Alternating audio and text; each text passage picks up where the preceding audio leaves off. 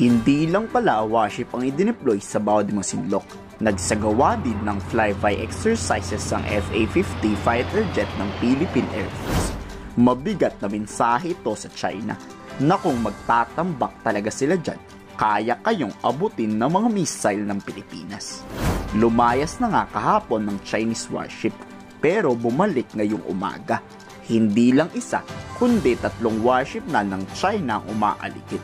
Mag-iisang linggo na nga simula noong inilabas ang balitang magtatambak sila. Pero wala namang nadedetect ang Pilipinas na pagtatambak ngayon. O baka tumatayin lang ang China na pag wala tayo dyan. Pero sinabi na nga ng Philippine Navy, seseryosohin nila ang pagbabantay kasamang ating kaalyadong bansa. Hindi to aalisan ng tingin. Very serious po kami sa activities namin. Ito. While doing that, we are still doing our mandate na mag-establish ng naval presence dito sa Philippine Exclusive Economic Zone.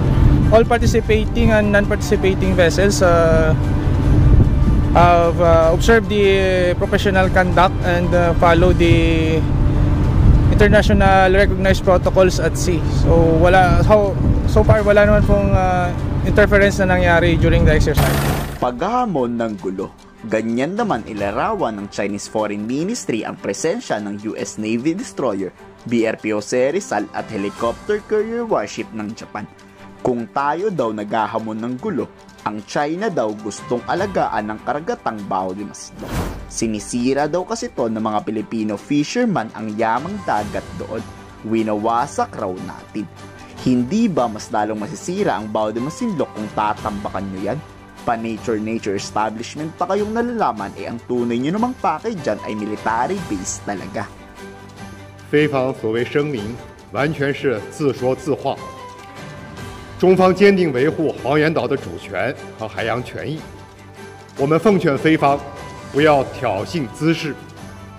Hindi pa man nagsisimula ang China sa pagtatambak, si Secretary Yubose seryosohin ng pagbabantang to ng China. Nagawa na raw nila noon ng paggawa ng artificial island. Hindi malayong sakupin talaga nila ang West Philippine Sea. Ano daw gusto natin? Maging Pilipinong lumaban o maging Chinese national? Mamili daw kayo. Hindi natin pinaglaban yan. Hindi natin seryosohin yan. Huwag na nating hayaan ang mga katotohanan sa ngayon ay umovertake sa atin at balang araw paggising natin, hindi na tayo Pilipino kundi sinakop na tayo ng ibang mga powers. Kung sasakupin nga ng China ang bawat masinlok at lumala ang gulo, handa ba kayong tumulong sa gobyerno? Ikomento sa baba ang iyong salubin.